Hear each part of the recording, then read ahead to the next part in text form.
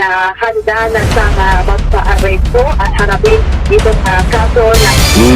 Nako, eto na ang matinding sinapit ni Boy Kuryente Marcoleta.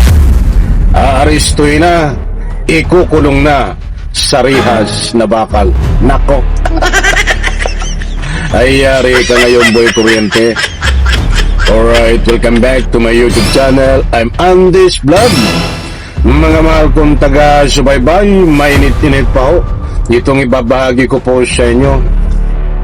Dahil ngayong araw na ito ay tinupad ho ng Ombudsman ang pangako sa taong bayan na kung magugunita nyo at maaalala ay nagbitiw ng pangako ang Ombudsman na si Boying Remulla na ngayong linggong ito ay isasampa ang kaso ni Boy Kuryente Marcoleta. Tinupad ho dahil naisampa na ho ang kaso sa Ombudsman. Kasunod ho ang pag-aresto kay Boy Kuryente Marcoleta upang ikulong. Kaibigan, isang like sa video nito. Kung nagustuhan nyo po, please subscribe my YouTube channel. Nakaw, ay ito na nga ba? Ang ginaganong ko. Nag-ano kasi ito nagtatapan-tapangan sa pamagitan ng pag-abuso sa kanyang kapangyarihan. Ang akala niya siya ay untouchable dahil kasapi siya ng isang religion. Ang akala siguro ni Boy Kuryente siya ay untouchable dahil kakampi niya si Sarasayad Lustay at si Digong. Nagkakamali ka. No anybody is above the law. Tama ba yon, mga kaibigan? Ibabagi ko po sa inyo itong ilang kaganapan dahil kumpirmado na ho na tinuluyan po ng Ombudsman itong si Boy Kuryente Marcoleta. At siyempre ang kasunod po niyan ay pag-aresto at pagkulong dito po kay Marcoleta. Ito po't ibabahagi ko po sa inyo. Naku, matindi shoutout po sa lahat. Mainit-init pang balita, sinampahan na ng kasong plunder ng Ombudsman si Senator Rodante Marcoleta. Para nga sa detalye mula sa Sandigan Bayan, may express report si Camille Samonte. Camille, anong detalye dito sa pagsasampa ng kaso ng Ombudsman? Nako, yari. Go ahead. Sige, formal na nga na isampa ng Office of the Ombudsman ang kasong plunder laban kay Senator Rodante Marcoleta. At sa mga oras na ito ay kapag natapos na nga yung pag-receive ng mga dokumento ay agad din na irarapol itong kaso. At kaugnay pa rin na yan sa 75 million pesos na natanggap ni Marcoleta bilang donasyon sa kanyang kampanya noong 2025 midterm election. Nakita rin natin dito sa papel na Pinay sa Sandigan Bayan. Kasama rin tatlong individual.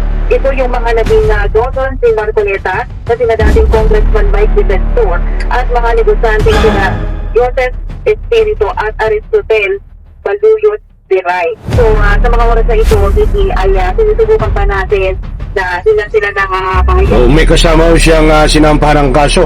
Kasama itong si Mike Defensor ho.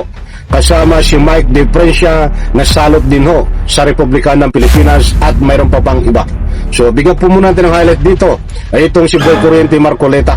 Ito po, matindi pa mga kaibigan dahil ang kasunod po nito ay pag-aresto at ikulong itong nasabi nating si Marcoleta. Nako, reaksyon tungkol nga dito sa pagsasampa ng kaso. Pero kung matatandaan, itong isang araw nga ay personal na humarap si Senator Marcoleta sa naging kilos protesta nga ng kasabi ng Iglesia ni Cristo at doon ay sinabi niya na handa na sa magpa-aresto at harapin itong kaso na isasampa nga sa kanya. At ang ngayon, hindi lang malinaw kung kailan ilalabas itong warrant of arrest lang sa senador. Sige?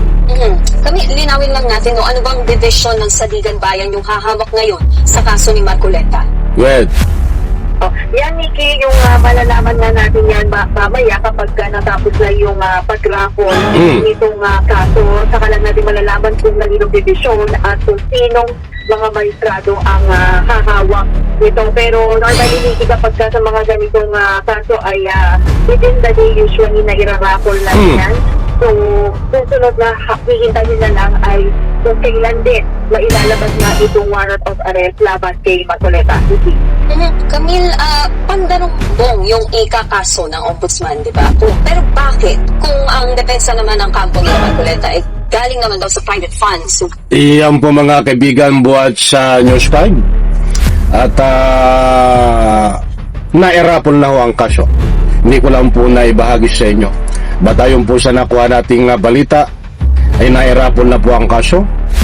Hindi po natin alam kung nailabas na ngayon ang arrest warrant ngayong bago magtapos sa maghapon, bago mag-end ang kanilang opisina. Kung hindi man ho nailabas ang arrest warrant ngayong araw na ito, Biyernes, ay bukas ay Sabado at Linggo. Tingnan po natin, hindi po ito sasala kung hindi man lumabas ang arrest warrant ng Lunes, Martes, matagal na po ang Miyerkules niyan mga kaibigan. Ba't hindi po natin alam? Baka hindi po natin alam kung lumabas ang arrest warrant ngayong araw na ito ng Biyernes. Dahil wala pong balita, ay malay mo, talagang hindi binalita. Para nang sa ganun ay biglaan na arestuhin na lang para hindi makapagtago. Sa palagay ko, nagtago na rin ito. Ito nga si Boy Corriente Marcoleta. Baka ito'y sumuksok na sa ilalim ng imbornal at palda ng mga iglesia ni Cristo. Yung kanyang sinasapian na religion. Hindi ho tayo nagpapakalat ng anumang fake news dito. Mga kaibigan, datapwat sa puntong ito, nasabi natin na aarestuhin na, ikukulong na itong si Boy Corriente Marcoleta kapag lumabas na ho ang arrest warrant. Nung isang araw pa ho, nung mga nakaraang linggo pa, nagsalita ang PNP at NBI, sila ho ay naka-standby na kung sakaling iutos ng kinaukulan sa visa ho ng arrest warrant at kung sakaling lumabas na ang arrest warrant ni Boy Corriente Marcoleta, sila po ay handang tuparin ang tungkulin na arestuhin at isilbi ang arrest warrant kay Boy Corriente Marcoleta. So abangan po natin mga kaibigan sa next vlog ko kung ito ba ay lumabas na ang arrest warrant, dahil may nakuha po tayong impormasyon na confidential. Mas maganda yung ganyan, hindi sinasabi, hindi pinapublic na nilabas ang arrest warrant. Sasabihin na lang na mayroon kapag actual commission na inaaresto na at nahuli na ang isang subject katulad ni Marcoleta. Tingnan nyo ang ICC, hindi ina-announce sa may arrest warrant. Kaibigan, alam ko nakuha nyo ang gusto kong ipunto. Isang like, isang share sa video na ito. Salamat po, abangan po natin at kabang-abang kung maaaresto si Boy Corriente Marcoleta kapag inilabas ang arrest warrant.